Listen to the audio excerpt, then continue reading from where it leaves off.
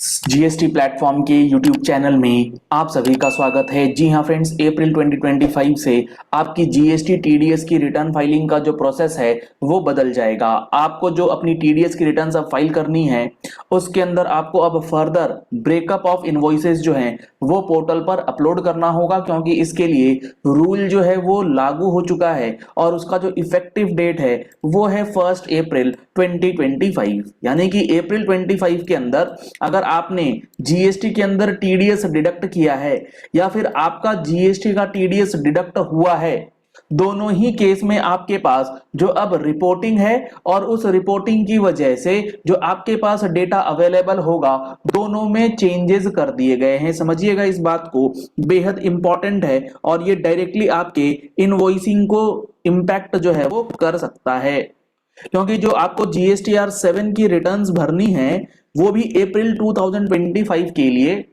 उसकी last date है 10 मई 2025। मान लीजिए एक सप्लायर है जो कि मेटल स्क्रैप के बिजनेस में है और एक सप्लायर है जो वर्क्स कॉन्ट्रैक्ट का काम करता है, सिविल वर्क का काम करता है। दोनों ही सिचुएशन में देखते हैं कि ये जो नए चेंजेस हैं इससे क्या इंपैक्ट पड़ेगा। सबसे पहले बात करते हैं, मान लीजिए आप एक मेटल स्क्रैप के परचेजर हैं। आपने क्या करा है, परचेज करा है मेटल स्क्रैप, और ये जो आपने परचेज करा है ये करा है किसी रजिस्टर्ड पर्सन से। आपका जो सेलर है वो रजिस्टर्ड पर्सन है, उसने आपको मेटल स्क्रैप बेचा है, आपने उससे मेटल स्क्रैप खरीदा है मान लीजिए 5 लाख रुपए का। अब यहां पर प्रोविजन ये है कि अगर आप किसी रजिस्टर्ड सप्लायर से मेटल स्क्रैप खरीदते हैं और आप इसका पेमेंट करते हैं तो आपको पेमेंट करने से पहले टीडीएस डिडक्ट करना पड़ेगा। सेक्शन 51 के अंदर जीएसटी का टीडीएस जो है वो आपको एज अ पेमेंट मेकर वो करना ही पड़ेगा। ये मैंडेटरी क्लॉज है। अगर आप नहीं करते हैं तो आपके खिलाफ कार्रवाई 73, 74, 74A वगैरह में करी जा सकती है।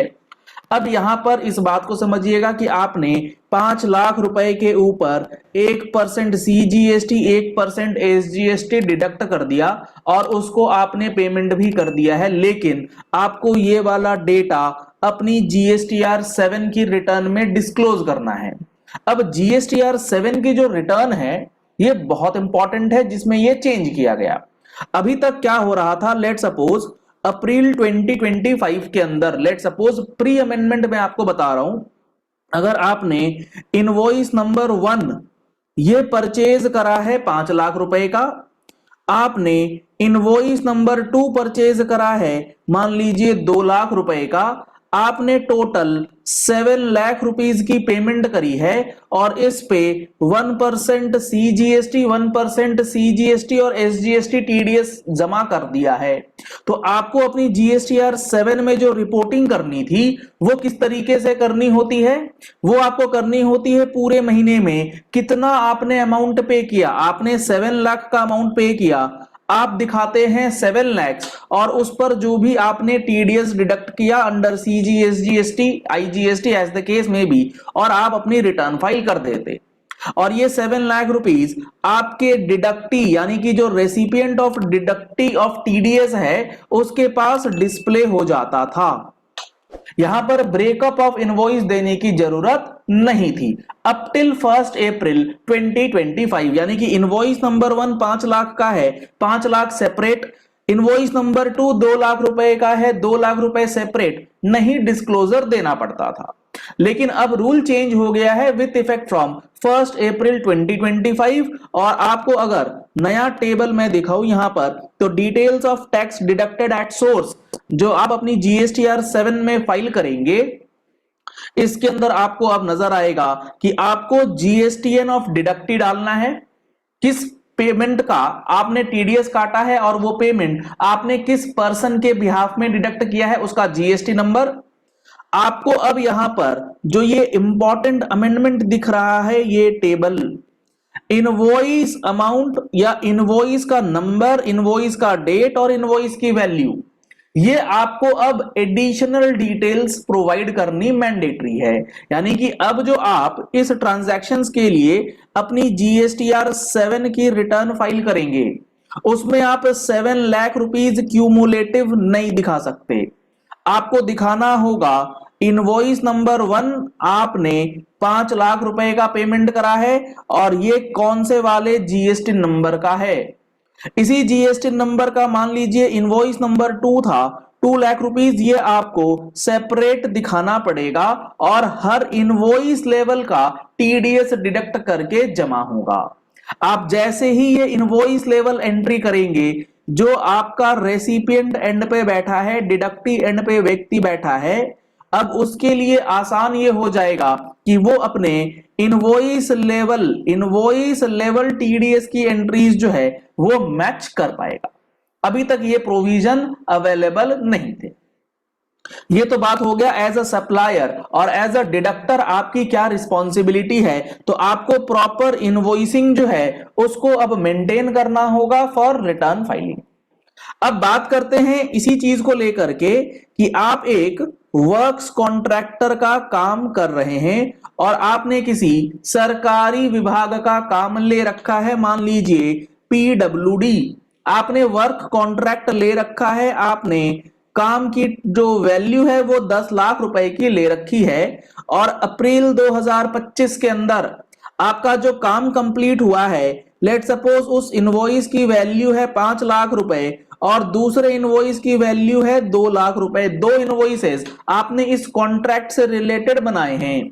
आपका जो ये एग्जीक्यूटिव इंजीनियर है इन पीडब्ल्यूडी, अभी तक वो क्या करते थे, ये पूरा 7 लाख रुपीस इकट्ठा अपनी जीएसटीआर 7 में जो पीडब्ल्यूडी फाइल करेगा उसमें डिस्क्लोज करेगा। अब यहां पर पीडब्ल्यूडी के लिए भी ये वाला कॉन्सेप्ट नहीं चलेगा।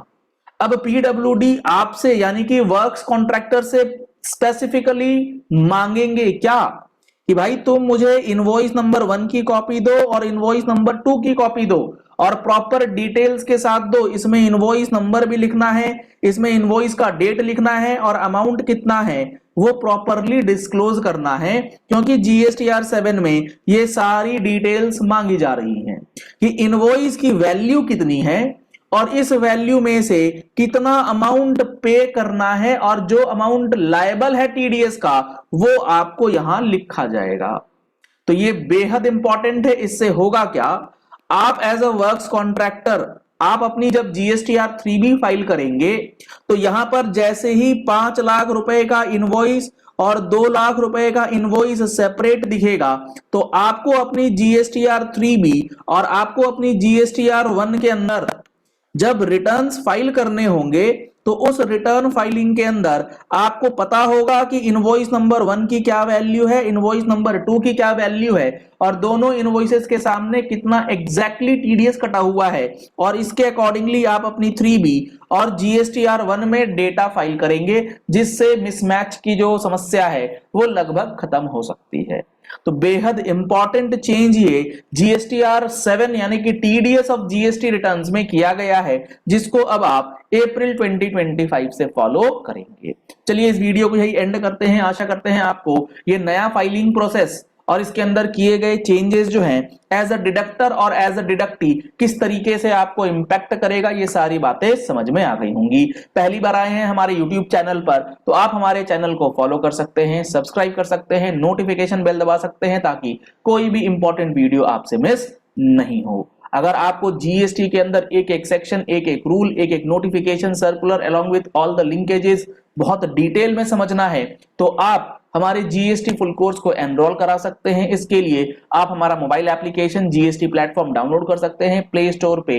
लिंक आपको वीडियो के डिस्क्रिप्शन बॉक्स में अवेलेबल कराया गया है। कॉन्टैक्ट नंबर्स आपको स्क्रीन पर दिए गए हैं, आप दिए गए नंबर्स पे कॉल या व्हाट्सएप भी कर सकते हैं। Thank you and have a nice day.